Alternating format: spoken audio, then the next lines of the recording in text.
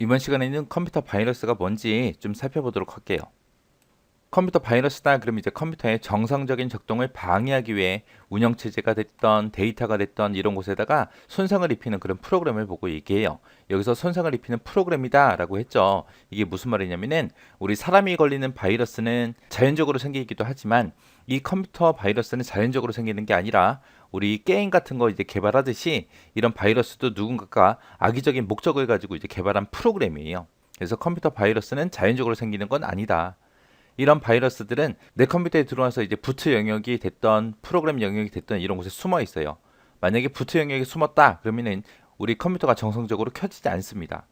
프로그램 영역에 숨었다 그러면 이제 프로그램 실행 속도가 엄청나게 느려지거나 프로그램이 아예 실행이 안 되거나 그런 영향이 생겨요. 이 바이러스는 이제 자기 자신의 복제도 할 수도 있고요. 그리고 다른 프로그램들을 감염시킬 수도 있습니다. 이런 바이러스가 이제 내 컴퓨터에 들어오는 거는 주로 인터넷을 통해서 들어와요. 인터넷과 같은 그런 통신 매체를 통해서 이제 감염이 됩니다. 우리 컴퓨터에 사용하는 이제 소프트웨어, 프로그램뿐만 아니라 하드웨어 성능에도 영향을 미칠 수 있습니다. 컴퓨터 특징에는 이런 것들이 있구나라고 잘 기억하셔야 돼요. 바이러스에 관한 문제가 최근까지도 계속해서 출제가 된 적이 있습니다. 자, 바이러스가 감염되는 경로는 그냥 인터넷이에요. 인터넷. 통신하거나 아니면 외부에서 이제 파일을 복사해서 내 컴퓨터에 집어넣거나 그랬을 때 이제 바이러스에 감염될 수 있어요. 여기 보니까 통신을 통해서 다운로드한 파일, 그리고 외부에서 복사해온 그런 파일들, 이런 것들은 우리가 사용하기 전에 반드시 바이러스 검사를 먼저 수행을 해야 됩니다. 그리고 이런 인터넷뿐만 아니라 네트워크를 통해서 감염될 수도 있거든요. 그래서 다른 컴퓨터랑 내 컴퓨터가 연결돼서 만약에 뭐 공유 폴더 같은 게 있다라고 했을 때 그 공유 폴더는 반드시 읽기 전용으로 지정을 해 놓고 사용하는 게 좋습니다. 그리고 이메일 같은 거를 통해서도 우리 감염될 수 있거든요. 그래서 만약에 발신자가 누군지 모르겠다 그러면 열어보지 않고 그냥 바로 삭제하는 게 좋습니다. 그리고 언제 내 컴퓨터가 바이러스에 감염될지 모르니까 중요한 자료는 반드시 백업을 해 두셔야 돼요. 그리고 바이러스 예방 프로그램 같은 것들은 반드시 램에 상주시켜서 바이러스 감염을 예방을 해야 됩니다. 그러니까 바이러스 예방 프로그램을 우리 램에 상주시킨다 그 얘기는 항상 켜져 있는 상태로 실시간으로 바이러스 검사할 수 있게끔 그렇게 해줘야 된다는 거예요. 그리고 바이러스 예방 프로그램은 가장 최신 버전 사용하는 게 좋죠. 가장 최신 버전의 백신 프로그램을 이용해서 주기적으로 검사를 수행하는 게 좋습니다. 이렇게 해서 바이러스 감염 경로랑 예방법에 대해서 알아봤는데 이것도 이제 물어보는 문제가 자주 나와요. 크게 어려운 내용이 아니니까 한번 쭉 읽어보시고 이해하고 지나가시기 바랍니다.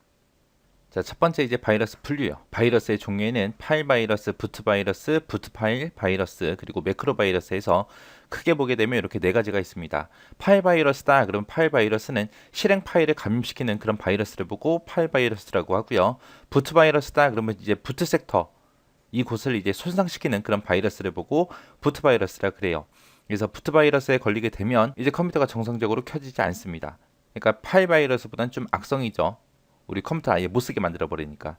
그 다음에 이제 부트 파일 바이러스다라고 하게 되면 파일 바이러스의 특징이랑 부트 바이러스의 특징을 모두 다 갖는 그런 바이러스를 보고 부트 파일 바이러스라고 해요. 그 다음에 이제 매크로 바이러스다라고 하게 되면 이제 MS 오피스 있죠. 그런 프로그램에 사용하는 매크로 기능이 있어요. 그곳에 보게 되면 매크로 기능이 있는데 그 기능을 이용해서 다른 파일들을 감염시켜 버리는 그런 바이러스를 보고 매크로 바이러스라고 합니다. 그 다음에 이제 바이러스 유형이요. 바이러스가 이제 컴퓨터 안에서 이제 존재를 해야죠. 계속 살아남아야죠. 살아남는 그런 유형에 대해서 보자고요. 자, 첫 번째 연결형이요. 연결형이다. 그러면 이제 프로그램을 직접 감염시키지 않아요. 시키지 않고 디렉토리 내에 보게 되면 이제 저장된 프로그램이 있어요. 그 프로그램의 시작 위치를 바이러스의 시작 위치로 변경해 버립니다. 그런 바이러스가 연결형이요. 그 다음에 이제 기생형 바이러스요. 기생형 바이러스다 그러면 이제 어딘가 붙어 사는 거죠. 그래서 원래 프로그램에 손상을 주지 않아요. 안 주고 앞이 됐던 뒤가 됐던 그런 곳에 붙어서 기생하는 그런 바이러스를 보고 우리가 기생형 바이러스라고 합니다. 대부분의 이제 우리가 걸리는 그런 파일 바이러스가 이제 여기 기생형에 속합니다. 그 다음에 이제 겹쳐쓰기형 바이러스요. 말 그대로 얘는 겹쳐 쓰는 거예요. 원래 프로그램이 있던 곳도 있죠. 거기에 일부를 겹쳐서 존재하는 그런 바이러스를 보고 겹쳐쓰기 바이러스라고 해요. 그 다음에 이제 산란형 바이러스다라고 하게 되면 얘는 실행 파일 있죠. exe 파일을 감염시키지 않아요. 안 시키고 똑같은 이름의 com이라는 파일을 만들어요. 만들어서 거기에 들어가 있는 바이러스가 우리 산란형 바이러스요. 이렇게 해서 바이러스 분류와 유형에 대해서 살펴봤습니다.